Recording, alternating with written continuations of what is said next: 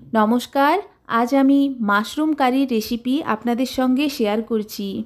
খেতে এতটাই টেস্টি হয়েছিল যে আমার সামনে যদি মাছ মাংস রাখা থাকে আমি মাশরুম কারি খেতেই বেশি পছন্দ করব।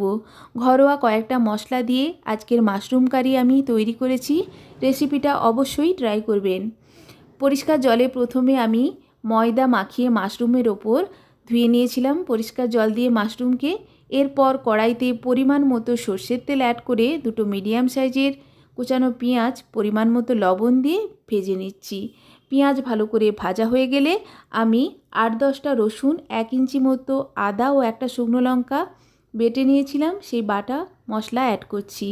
রসুন, আদা, শুকনো লঙ্কার পেস্টকে ভালো করে ভেজে নিচ্ছি যতক্ষণ পর্যন্ত না এর কাঁচা গন্ধ চলে যায়।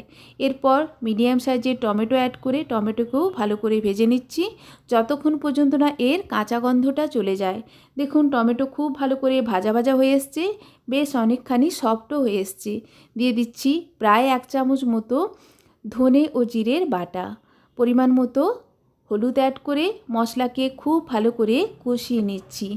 অবশ্যই ভালো করে মশলাকে কষিয়ে নিতে হবে। দেখুন ভালো করে মশলাকে আমি কষিয়ে নিচ্ছি।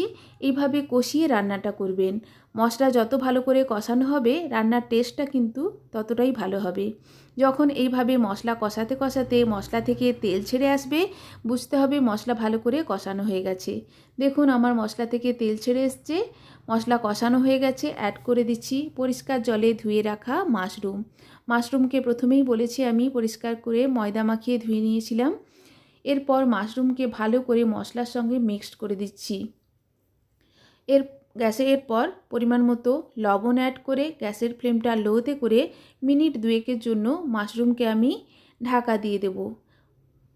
এর ফলে মাশরুম থেকে জল বেরোতেও শুরু করবে, মাশরুমের মধ্যে থাকা জল বেরোতে শুরু করবে এবং মশলার ফ্লেভারটা খুব ভালো করে মাশরুমের মধ্যে ঢুকে যাবে।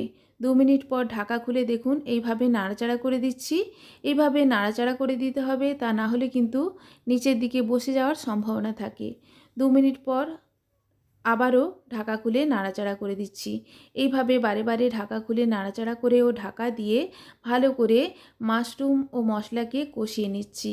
দেখুন বেশ অনেকখানি পরিমাণ জল মাশরুম থেকে বেরিয়ে এসছে। এই জলেই মাশরুম সেদ্ধ হয়ে যাবে, এক্সট্রা জল অ্যাড করার কোনো প্রয়োজন নেই। দেখুন এইভাবে ঢাকা চাপা দিয়ে রান্না করতে করতে মাশরুম খুব ভালো করে সেদ্ধ হয়ে গেছে। ওপর থেকে ছড়িয়ে দিচ্ছি দুটো 2-আধখানা করা কাঁচা পাকা লঙ্কা ও ফ্রেশ ধনেপাতা। ভালো করে মিক্সড করে আমি ওপর থেকে দিয়ে দিচ্ছি গোলমরিচ গুঁড়ো ও শাহি গরম মশলা।